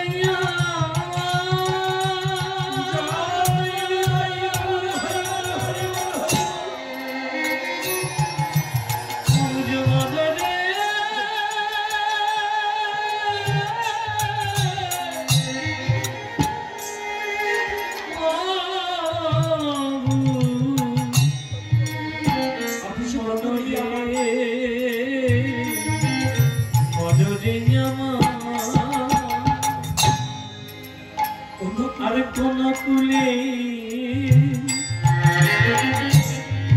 ওরে ঠাই নাই রাজা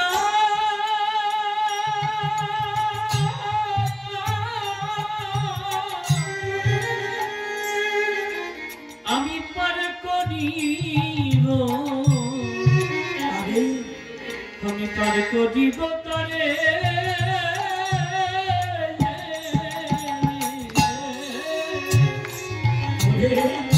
জীবনে যদি সেই একদিন ওরে এই জীবনে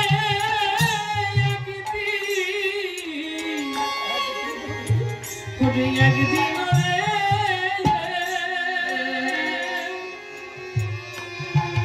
ওরে এই সাধু সঙ্গ এই বৈষ্ণব সঙ্গ করে রে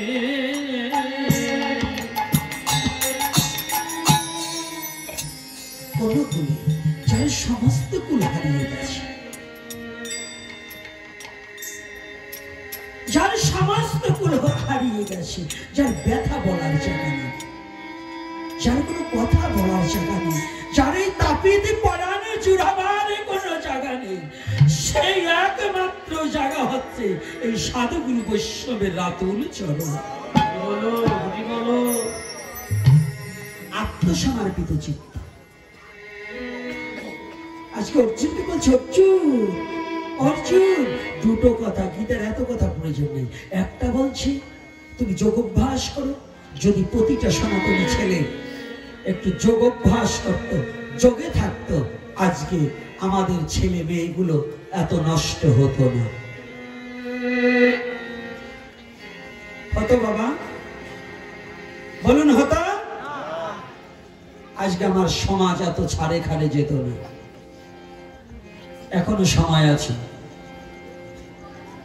এখনো সময় আছে, বুঝতে হবে। তোর বাড়ি কই? ফোন বন্ধ কর। এখানে বসতে হলে ফোন চাপিয়ে একবারে বের করে দেবো।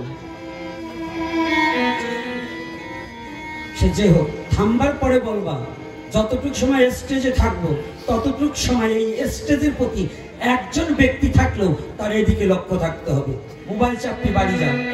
কি বাবা ভাগবতী আসরে এসে ফাজলামি করবা, ওটা মেনে দেব না, তাতে যা হয় হবে। এত কথার পরেও যদি তোমাদের ব্রেনে কিছু না ঢোকে, তাহলে আর এ জন্মে ওই গরু ছাগলের মতোই চলবা, আর মানুষ হতে পারবে না। এই জন্য বলছি, হে সনাতনী জাতি, নিজের ঘরে সম্পদ থাকতে ওই ফকির লালনের গানের মতো হয়ে যেও না। ও যার আপনা খবর আপনার হয় না, ও যার আপনা খবর, ও সে আপনাকে চিনতে পারলে গো যাবে অচিনা কে চিনা, যাবে অজানা কে জানা। ও যার আপনা খবর, ও যার আপনা খবর আপনার হয় না। লাস্টে কি বলছে? ও ফকির লালন মরলো জল পিপাসায় রে, ও কাছে থাকতে নদী মেঘনা। তাহলে সনাতন ধর্মের তত্ত্বটা কত কথা, কাছে থাকতে নদী মেঘনা। সনাতন ধর্মে এই গীতারূপ তরুণী থাকতে এই সনাতনী জাতি এখনো ভুল ভাঙলো না।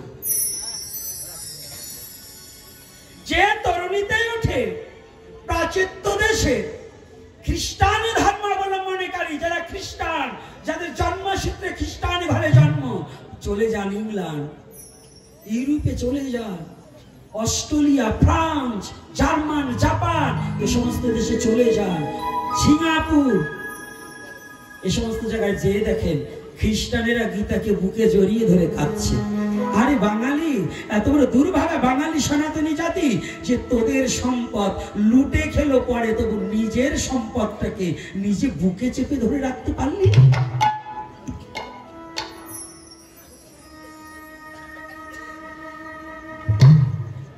একটু বুকে তো ধরার চেষ্টা করি।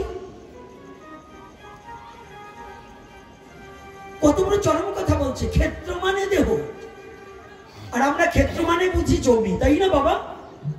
ক্ষেত্র মানে কি? খেতে যাবি না, মাঠে যাবি না? আর ওখানে গীতায় বলছে ক্ষেত্র মানে দেহ। তোমার এই দেহটা সম্বন্ধে এমন করে জানতে হবে, নোদায় ছেলে কথা তোমাকে তুমি জানো, তুমি কে? এই কথাটা কে বলেছিলেন? কলির যুগে একজন জিজ্ঞাসা করছিলেন, কাকে? ভগবান। কলির ভগবানকে? কলির ভগবানকে? যুগ নায়ককে? আস্তে আস্তে আহা না খেয়ে এসছে। একাদশী অমৃত মেলা দূরে। আজকাল বলে কোনো কোনো ভদ্রলোক শিক্ষিত সমাজ যারা, অনেকের বলে একাদশী লাগে না, ও ছাতা করে লাভ কি, না খেয়ে লাভ কি, খাও দাও ফুর্তি করো, যে কদিন বাঁচতে পারো। আরে ফুর্তি রে, এই জন্ম জন্ম নয়, কয় মরার পরে যাই হোক গে। আরে ব্রেনে কিছু ঢুকলো না, বলছে অমুক মরিয়ে গেছে, তাহলে গেছে কোথায় গেছে? কি বলুন? মরিয়ে গেছে, তাহলে গেছে যখন কোথায় গেছে? তাহলে এখানে কয়দিনের জন্য এসে এত বাহাদুরি করছো, যেখানে অনন্তকাল থাকতে হবে, সে কথাটা কি চিন্তা করে দেখেছো? তাহলে যদি মরে যাও, ওই যেখানে যাবে ওখানে যেতে হলে জীবনে জীব আমরা জানি কি মন ভুলানো কথা বলি, খালি হাতে এসছি, খালি হাতে যেতে হবে। এটা বলে না বাবা? আপনারা কি শুনছেন? এটাই বলে না? দেখ মানুষ টান করে দিয়ে যায়, হ্যাঁ বলে আমি কিচ্ছু আনিনি, কিচ্ছু নিয়ে যাব না। দুটো জিনিস, একটা নিয়ে এসেছি আর একটা যেয়ে নিতেই হবে। এসেছি আবার নিতেও হবে। যেটা আনছি সেটা নিতে পারবো না। আনছি ভাগ্য, নিতে হবে কর্ম। আনছি কি ভাগ্য, নিতে হবে কি তাহলে যদি আমি কেমন কর্ম করেছি, এই কর্মফলটা তোমার ভোগ করতেই হবে। রাধে, কর্মফল ভোগ করতে হবে না? হবে কি না? এই কলির পবন অবতারী শ্রীমানে গৌর হরি একদিন নিরজনে বসিয়া আছেন।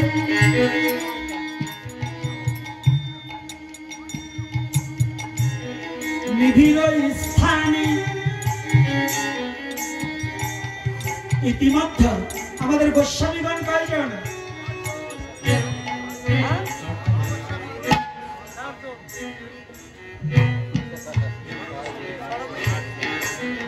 কেউ বলছেন 6 জন, মিথ্যা কথা। কেউ বলছেন 7 জন, ওটাও মিথ্যা কথা। 8 জন। গোস্বামীগণ কয়জন? 2 জনের কথা জানি না, 6 জনের কথা প্রকাশ্যে আছে। আমরা তো সাধু হয়েছি, আমি গোপীনাথ, আমাকে যদি একটু মহারাজ বলে আমি ফুলে যাই, তাই না? ফুলে যাই না? ওরে বাবা, মহারাজ হয়ে গেছি। আজকে আমার সবচেয়ে ভালো লাগতেছে, এই ট্যাকের আট রাজরে এত পাঠ হলো, একটা ব্যক্তিকে কোনোদিন পাইনি, আজকে একটা নতুন ব্যক্তিরে পাইছি। বলবো না বলবো না? আমি মহাপ্রভুর কাছে প্রার্থনা করি, যে ব্যক্তি আজকে যোগদান করছে ইনি যেন মৃত্যুর আগ পর্যন্ত ভক্ত সঙ্গ ছাড়া যেন না হয়। সে ব্যক্তি আর কেহ নয়, আমার রিপনের বাবা। এই ডাইন পাশে দেখতে পাচ্ছি রিপনের আমার প্রার্থনা, বাবা জীবনে তো যতকালই গেল তোর বাবা অনেক কষ্ট করেছে, তুই বাবা একটা কাজ করিস, আজ হতে যেখানে ভাগবতীয় কথা হবে জোর করে হলেও তোর বাবাকে একটু নিয়ে যাবি। আর আমিও বাবাকে একটু অনুরোধ করব, আমার এই এতদিন এই অঞ্চলে ভাগবতের মধ্যে আজকে আপনাকে দর্শন করেছি, তাই আজ থেকে যোগ যখন দিয়েছেন আর বিয়োগ হইয়েন না। যারা যোগ দিয়েছেন তারা আর বিয়োগ হইয়েন না। পেয়ে এমন সুযোগ হলে বিয়োগ শেষে কি আর পাবি দেশে? গুরু কি ধন চিনলি না মন, দিন গেল তোর রঙ্গ রসে। আপন শান্তি গুরু অনুরাগ ভাবে যার ঘটেছে, তার হয়েছে বিষয়ের বিরাট। এই জন্য আজকে আমার খুব ভালো লাগছে, সত্য কথা বলি। আর এবার বছরের পাঠের মাধ্যমে আজকে যে কথাগুলো মহাপ্রভু কৃপা করে বের করে দিলেন, এই কথাগুলো সারা বছরে বলতে পারিনি। আজকের আমার একটু ভালো লাগছে, কারণ এই সেন্দিয়াতে এর আগেও পাঠ করেছি, কিন্তু এত নীরবতা পাইনি, এত নীরবতা। আর আজকে আমার আরো আনন্দ লাগছে, কিছু শিক্ষিত লোক যারা জ্ঞানী, তারা আমি দেখতে পাচ্ছি কিছু কিছু বদন্ত চিনা আছে, সরাসরি না চিনলেও দূর থেকে চিনি, তো এজন্য আমার খুব ভালো লেগেছে। এজন্য সবাইকে বলি ধন্যবাদ, এবং আপনাদের এই আচরণে আমি পরম সন্তুষ্ট। আমি নয়, শুধু যে পাঠকই আসুক তাকে গৌরহরি যাহা কিছু বলাক নীরবতা পালন করে হরিকথাকে আস্বাদন করতে হবে। এটাও একটা ধর্ম, এটাও আপনার মানবতার ধর্ম।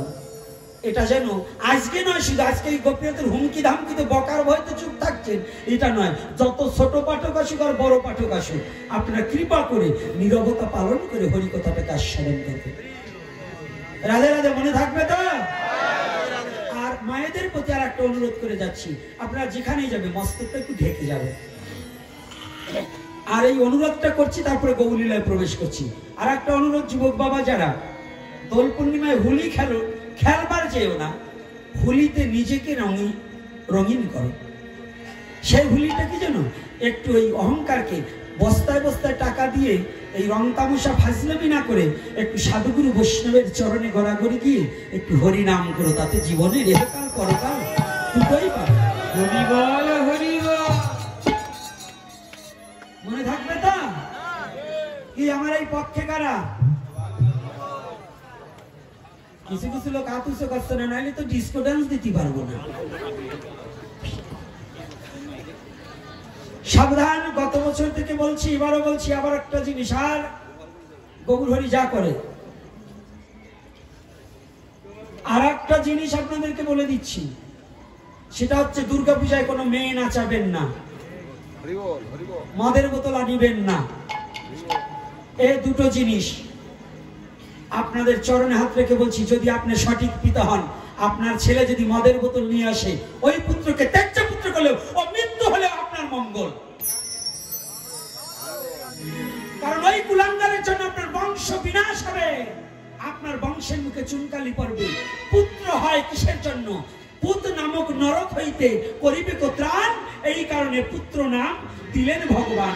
যে পুত্রের দ্বারা পিতামাতার মুক্তি হবে, সেই পুত্র যদি মূত্র তুল্য হয়, পুত্র আর পুত্র দুটো একই দরজা দিয়ে পৃথিবীতে আসে, একটা মাতৃগর্ভে প্রবেশ করে আর একটা পথে ঘাটে পড়ে থাকে। তাই যে পুত্র পিতামাতার মঙ্গল সাধনের জন্য জীবনটাকে চালাতে না পারে, ওই পুত্র নয়, ওটা মূত্র তুল্য, ওর দু চার করে মরে গেলেও কিছু হয় না।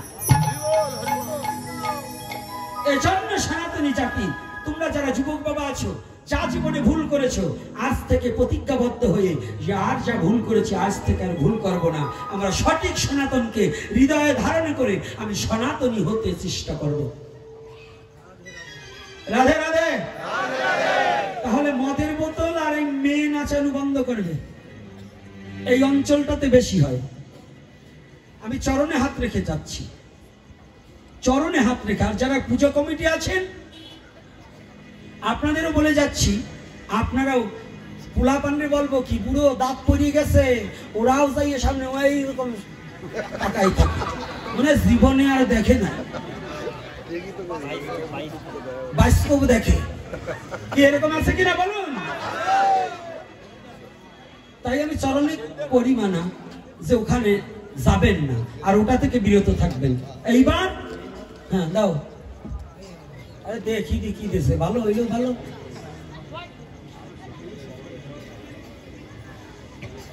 বাবা রে, নামে নামে জমে টানে, পিতার কথা প্রার্থনা করবার বলছে, তা পারলে একটু যাও, খালি প্রার্থনা করবার চাও। জাতিকে রক্ষা করতে হলে 2-4 পয়সা বাইর করতে হয়। যখন আমরা বিপদে পড়ি তোমরা কেউ 4 পয়সা দাও না, খালি মুক্তির জন্য প্রার্থনা। সব কথা, টাকার কথা মুখে হয় না। মান ইজ দ্য সেকেন্ড গড, অর্থাৎ ঈশ্বরের পর টাকারও কিছু প্রয়োজন আছে।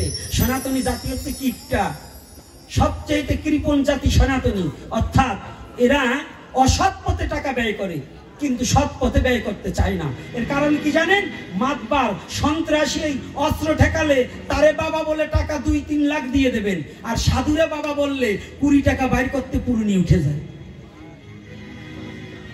সৎ কাজে টাকা দিতে চায় না, মদর বোতল কেনার টাকা জোটে, এই যে যুবক ছেলে সিগারেটের টাকা জোটে, কিন্তু যখন আমরা ভিক্ষায় যাই টাকা জোটে না, আর যদিও তাই সিরাটা চলবার চায় না। এজন্য প্রার্থনা করবার বলছো, আমি প্রার্থনা করব, কিন্তু সাথে প্রার্থনা খালি করো না, একটু নিজের শক্তিটাকে ব্যয় করি। আমাকে আজকে বলা নিষেধ, তারপরেও তোমরা খালি খোঁচা দাও, বাবা আমার ভালো লাগে না। যাক, ওই খোঁচা পরে দিয়ে নে, আগে আমার মহাপ্রভুর কথা থেকে শুনে না।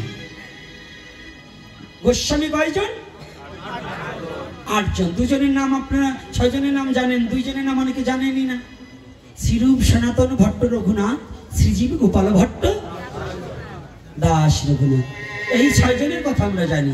আর 2 জনকে, একজন হচ্ছে লোকনাথ গোস্বামী আর একজন হচ্ছে ভূগর্ভ গোস্বামী। এরা কিন্তু এই স্বর গোস্বামীর আগে মহাপ্রভু কেমন, এই লোকনাথ গোস্বামী কেমন ব্যক্তি তাই শুনুন।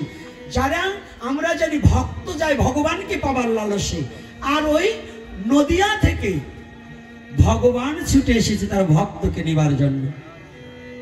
সে হচ্ছে লোকনাথ গোস্বামী তালকড়ি আশ্রম। ওই তালকড়িতে লোকনাথের আদি পিত্রালয়। এই স্বয়ং সাক্ষাৎ গৌর হরি নিতে এসেছিলেন কাকে? লোকনাথ গোস্বামীকে। এই লোকনাথ গোস্বামীকে আর ভূগর্ভ গোস্বামীকে মহাপ্রভু আগে পাঠান শ্রীরাম বৃন্দাবনে। তখন বৃন্দাবনে বসবাসের খুব অনুপযোগী। অমাচক বুঝো না, রাধে ওরে মার, ঘুমাবি কত? ঘুমাস না, ঘুমাস না, নালে কিন্তু তুলসীর কথা দিয়ে দেবো। তুলসীর পাতা কখন দেয়? মরার পরে। আজকে যে কয়টা হরি নামে ঘুমাবে, ওই কয়টার চোখেই 2টো তুলসীর পাতা দিয়ে বলবো, বলো হরি।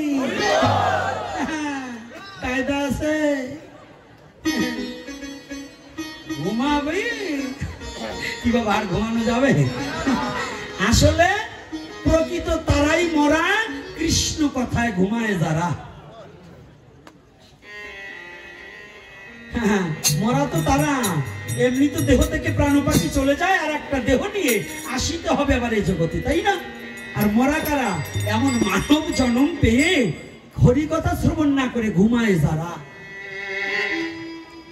আজকে মহাপ্রভুর নির্দেশে 2 জন গোস্বামীগণ গেলেন। তাদের কথা জীবনী লেখার জন্য যখন বললেন, তাদের গুণকথা, তিনি বললেন না, আমাদের কোনো প্রকাশ্যে আসবো না, প্রতিষ্ঠার চাই না, মান প্রতিষ্ঠায় সব শুকরের বিষ্ঠা। আমাকে একজন দণ্ডবত না করলে আমার ভালো লাগে না। আর মহাজন কি রয়েছে জানেন, আমাকে যেন কেউ নাচ হয়, আমি সবার পিছনে থাকবো, শুধু মনে মনে মাকে একটু ডাকবো। তোমরা চেয়েছেন সবার পিছনে থাকতে, আর আমরা কি করি জানেন? এই যে আজকে একটা চোরের ছেলে ধরা পড়ছে, চোরের ছেলে ধরা পড়ছে, অর্থাৎ এই নিত্য চালাকি করে ওই পিছনে বসতে, কিন্তু চোখ 2টো তো আমার গেছে। চোররে ধরার জন্য পুলিশ তো সদা সর্বক্ষণ আসামি খোঁজে, খোঁজে না? খোঁজে কিনা? চুরি এবিটা করে না, ওর বাবা করছে, তাই আজকে ধরিয়ার নামে সাজা দেবো। এই সাজাটা কি? ভক্তের সম্মুখে দেখিয়ে দিলাম যে না, আগে যাদের নিয়ে চলেছি কিন্তু তার একজন পেয়েছি। রাধে রাধে, সাদা স্বরূপে কাছে বসিয়ে রাখছি। এটাও একটা ভালোবাসা। তো এই ভালোবাসা কবে ফুরিয়ে যাবে জানি না। আজকে প্রতিষ্ঠার লাগি পুরি পালাইয়া যায়, প্রতিষ্ঠা তব পিছে পিছে যায়। মান প্রতিষ্ঠায় সব শুকরের বিষ্ঠা, টনকে টন শুকরের বিষ্ঠা যদি পড়ে থাকে, কেউ তাহা যেমন কুড়িয়ে নেয় না। মানব জীবনে যদি মান প্রতিষ্ঠা, প্রতিষ্ঠার লোভে কোনো কর্ম করে, সেটা কোনোদিন ভগবত সেবায় লাগে না। এজন্য 2 জন আসলেন না প্রকাশে, আসলেন 6 জন। শ্রীরূপ সনাতন ভট্ট রঘুনাথ, শ্রীজীব গোপাল ভট্ট। এই 6 জনের মধ্যে আপন 2 ভাই। কে? রূপ আর সনাতন। বয়সে রূপ ছোট, সনাতন বড়। সনাতন ধর্মের দর্শন গুলো দেখুন। রূপ গোস্বামী আগে হোসেন সাহেব চাকরি ছেড়ে দিয়ে আগে যেতে গিয়েছে বিধায়, গৌরের চরণে আগে আশ্রিত হয়েছে বিধায় সনাতন বড় হয়েও রূপকে দাদা বলে সম্বোধন করেছেন।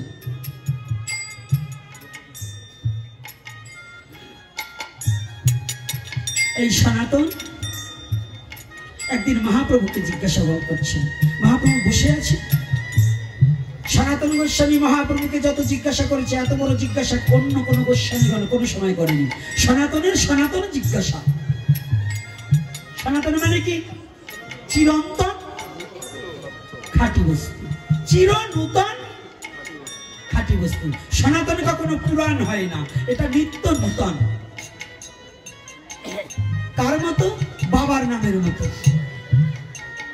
বাবার নাম কেমন? একটা ছেলেকে যদি বাবার নাম 1 লক্ষ বার জিজ্ঞাসা করে, সে কি এই 1 লক্ষ বার বলছি দেখে পাল্টাই বলে? পাল্টাই বলে? সন্তানের কাছে বাবার নাম যতবারই বলা হোক ততবারই যেমন নূতন লাগে, আনন্দ লাগে।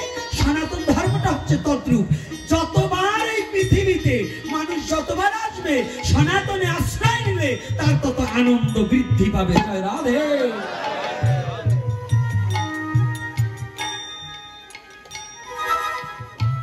সনাতনে আছে সবই, তোরা যাহা চাবি তাহা পাবি। কি নেই এই সনাতন? আজকে সনাতন গোস্বামী ধীরে ধীরে গেলেন আমার মহাপ্রভু ঠাই। বলছে প্রভু তোমার কাছে কিছু জিজ্ঞাসিতে চাই।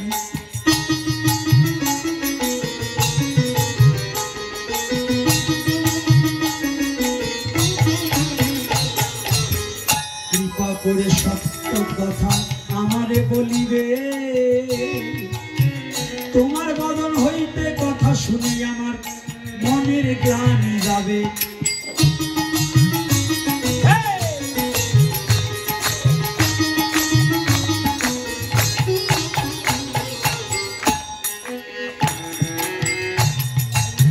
প্রভুর চরণে সনাতন প্রণাম করিয়া একটু দূরে যাচ্ছে সনাতন নয়ন জলে ভাসিয়া।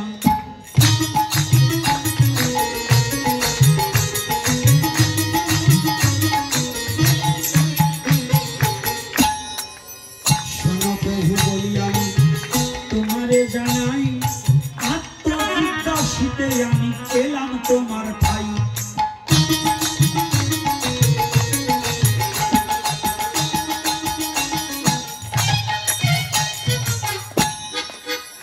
আত্মজিজ্ঞাসাটা কি?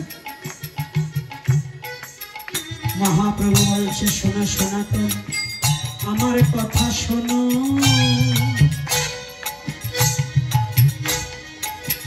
তোমার যে আমার কাছে আসার কারণ এত দৈন্য কেন?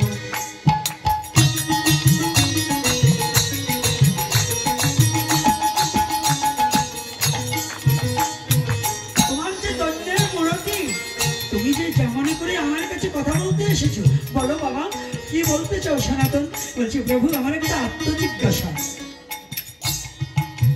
অমকের বাবার নাম কি? অমকের জ্যাঠার নাম কি?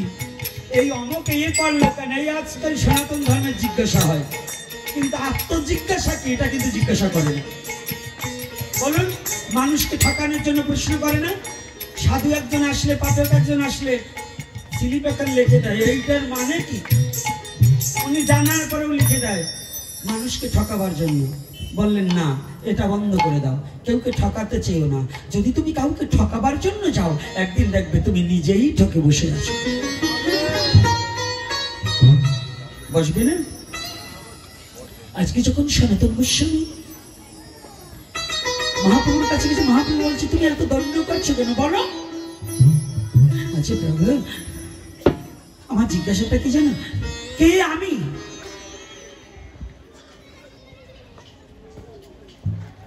আমি কে? আর আমি যদি একটা বস্তু হই তাহলে আমি কার? যদি আমি কারো হই আমার দুঃখ কেন? কথাটা বুঝতে পেরেছেন? একটার মধ্যে কয়টা প্রশ্ন? একটার মধ্যে কয়টা প্রশ্ন? একের মধ্যে 3। রাস্তাঘাটে বই কেনেন না, একের মধ্যে 3, বাংলা ইংরেজি অঙ্ক। তা আজকে সনাতনের একের মধ্যে 3। মহাপ্রভুকে পেয়ে বলছে, প্রভু তুমি বলো কে আমি, আমি কার, কেন হেন এত তাপত্রয়। এ কথা জানিলে পরে কইছে হিত হয়, আমার হিত কিসে হইবে, তুমি খুলিয়া বলো। কত চমৎকার কথা, কে আমি, আমি কার। প্রথম প্রশ্নটা কি গো, কে আমি। আর গীতায় বলেছিলেন কি, এই দেহটা ক্ষেত্র, এই ক্ষেত্র সম্বন্ধে তুমি জানো, যিনি বিশেষ করে জানে তিনি হচ্ছে ক্ষেত্রজ্ঞ। তাহলে এইবার সনাতন কি ক্ষেত্রজ্ঞ নয়? সনাতন কি বাইরে জিজ্ঞাসা করছে না ঘরে জিজ্ঞাসা করেছে? কায়দা আছে গো বাবা। সনাতন বলছে কে আমি। মহাপ্রভু দেখলেন, সনাতন তোমাকে পয়ারের মধ্য দিয়ে, তোমাকে এক কথার মধ্যে এই 3 প্রশ্নের উত্তর দিয়ে দেব। 3 প্রশ্নের উত্তর কি বলছে শোনা। জীব নিত্য কৃষ্ণ দাস তাহা ভুলে গেলা, মায়া পিছা শিফা গলেতে বান্ধিলা, গলেতে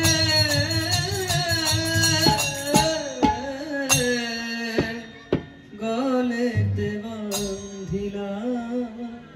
জীব নিত্য কৃষ্ণ দাস তাহা ভুলে গেল। সনাতন তুমি কে, তুমি যে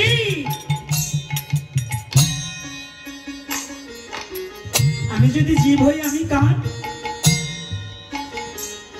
সনাতন তুমি জানো না, তুমি জগতে আর কারো নয়, পুত্রের নয়, কন্যার নয়, স্ত্রী ভাচ্চা পুত্র পরিজন আত্মীয় স্বজনে পিতা মাতা কারো নয়, তুমি একমাত্র ভগবান কৃষ্ণের।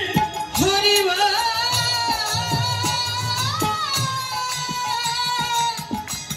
হরি বল, হরি বল, হরি হরি। তুমি কার, তুমি কৃষ্ণের। ও তাহলে আমার দুঃখ কেন? কৃষ্ণের হলে তো আমার দুঃখ থাকার কথা নয়। কৃষ্ণ আনন্দময়, আনন্দ নব ঘন শ্যাম কিশোর, তাহলে তো আমার দুঃখ কেন? ও এটা বুঝলে না, তোমার দুঃখ হচ্ছে তুমি যখন কৃষ্ণকে ভুলে গিয়েছো, তখন মায়া এসে তোমাকে ফাঁসি দিয়েছে গলায়।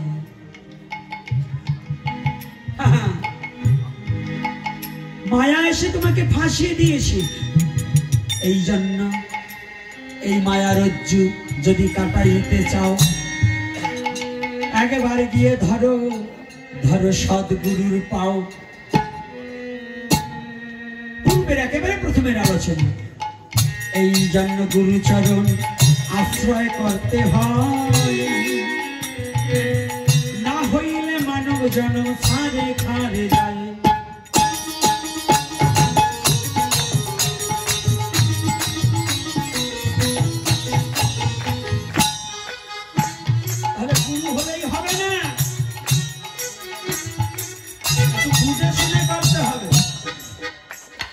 গোপীনাথ ভালো রসের কথা বলতে পারে, ওনারাই গুরু করবো।